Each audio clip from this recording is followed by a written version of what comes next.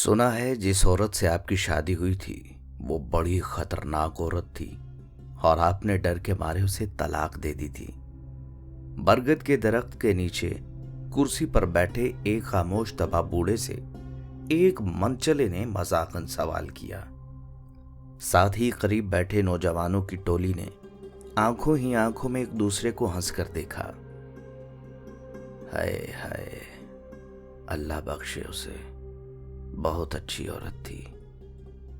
बिना नाराज हुए बगैर गुस्सा किए बाबा जी की तरफ से एक मुतमईन जवाब आया।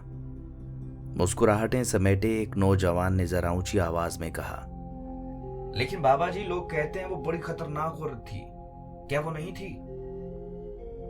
बाबा जी कुछ देर खामोश रहे, फिर कहने लगे, कहते तो ठीक ही हैं, वो औरत वाकई बहुत खतरनाक थी और हकीकतन मैंने डर के मारे उसे तलाक दी थी। बाबा जी ये बात तो मर्दानगी के खिलाफ है। अरे औरत से डरना कहाँ की बहादुरी है। मैं औरत से नहीं डरता था बेटा, मैं तो उससे डरता था जिस तक उसकी रसाई थी। पुरसुकून जवाब। जवानों ने हैरत से एक दूसरे को देखा। ऐसी औरतों को तो जहन्नम में होना चाहिए। ला हौला वला कुव्वत। कहाँ अब जैसा शरीफ नफ्स आदमी और कहाँ वो औरत। अच्छा किया छोड़ दिया। नौजवान के लहजे में गुस्सा था। बूढ़े की मुतजस्सिस जिंदगी का पटारा खुलकर सामने आ गया था। तजस्सुस खत्म हुआ। अब बारी बारी सारे लोग मुंतशिर होने लगे। जाने वालों ने उन्वान पढ़ लिया था, कहानी खुद बनानी थी। जो रह गए थे वो वही थे जो असल कहानी जानना चाहते थे।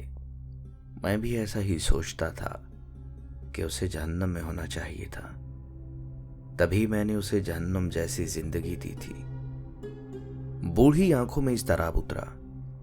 वो बूढ़ा आदमी अपनी कहानी कुछ यूं बयान करने लगा। ये तब की बात है जब मैं सरकार के यहाँ 1 रुपया माहवार पर मुलाजिम हुआ। मेरी माँ चाहती थी मेरी शादी हो जाए।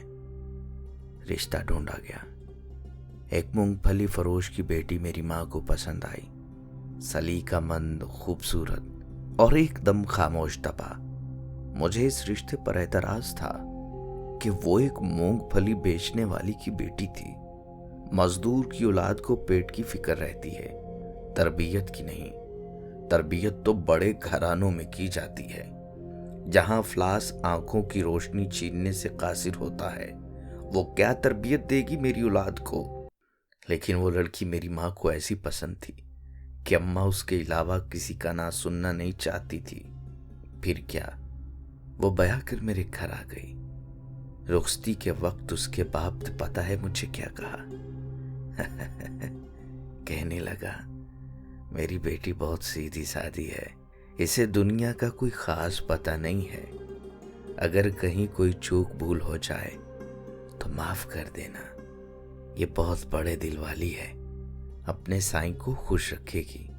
वो बिल्कुल वैसी ही थी जैसी मेरी माँ ने बताया था, सलीकामंद, सुघड़ और ताबेदार। बाबा जी की वही घसी पटी बाबों वाली दास्तान होगी। ये सोचकर 2 नौजवान और उठकर चले गए।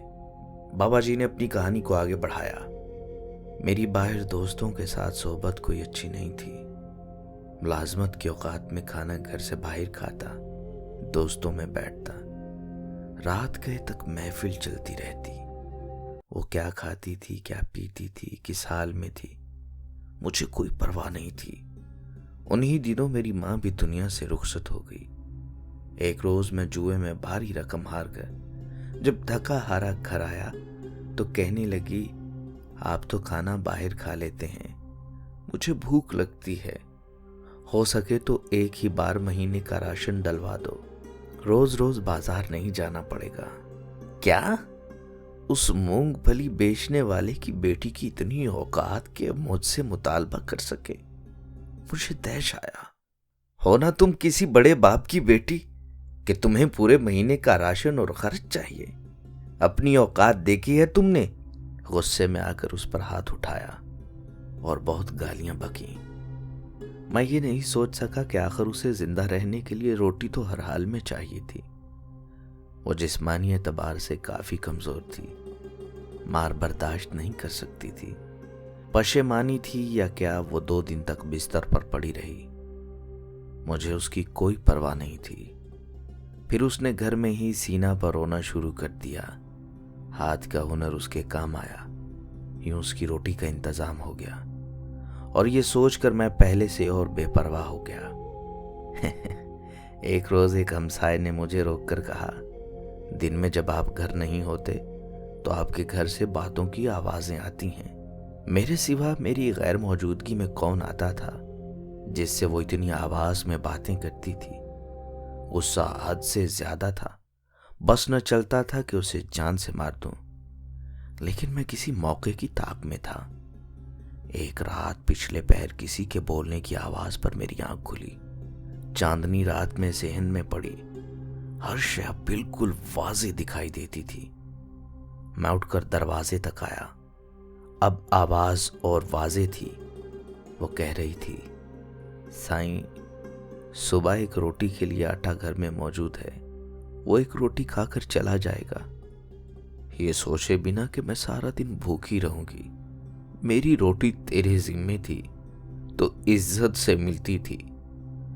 जब तूने अपने नाइब के हाथ में दी तो रोटी के साथ बेइज्जती और अजियत भी मिलने लगी। मुझे अब रोटी तू ही दे। तेरा बनाया हुआ नाइब तो खाइन निकला।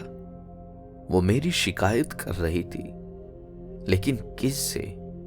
कौन था जो उसे रोटी देता था? मुझसे भी पहले। मैंने बाहर आकर सेहन में देखा। वो सेहन के बीच चारपाई पर हाथ में सुई धागा और फ्रेम लिए खुद से बातें कर रही थी। वहां कोई भी न था। मेरे पैरों से जमीन निकल गई। वो अल्लाह से मेरी शिकायत कर रही थी। वो उस लम्हे मुझे कोई और ही मखलूक लगी। वो बहुत कम बोलती थी, लेकिन वो किसके साथ इतना बोलती थी आज मुझे समझ आया। वो तो बहुत बड़े बाप की बेटी थी। कैसी औरत थी जो अफलास के होते हुए भी खुदाशनास थी। मेरा जिस्म खौफ से कांप रहा था। दिन चढ़ते ही मैंने सामान बांधा और उसे उसके घर छोड़ाया। सुसर ने तलाक की वजह पूछी तो मैंने कहा, यह बड़ी खतरनाक औरत है। बड़े दरबार में मेरी शिकायतें लगा दी है। मुझे डर है कि बादशाह को किसी दिन ताव आ गया तो मेरा हश्र कर देगा। हकीकत ये थी कि मैं उसके साथ इंसाफ नहीं कर सका था। उसका बाप घर की दहलीज पर खड़ा था। मेरे पलटने पर कहने लगा, बेटे, मैंने तुम्हें कहा था ना, इसे दुनियादारी नहीं आती। वो तो बस साईं को खुश रखना जानती है।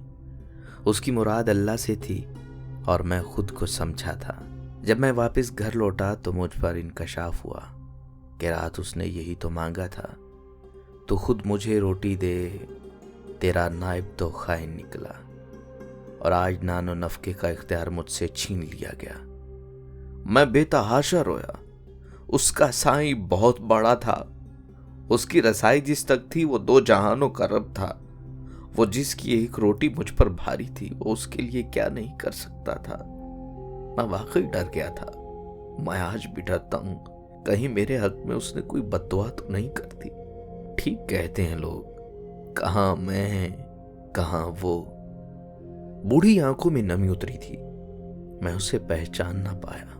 मुझे उससे डरना चाहिए था। उसके साईं ने तो पहले ही कह दिया था, औरतों के मामले में खुदा से डरो। कहानी के इख्तिताम तक सिर्फ एक जवान बाबा जी के पास बैठा था। कहानियां बहुत से लोग जानते हैं, लेकिन हकीकत तक पहुंचने वाला कोई एक होता है।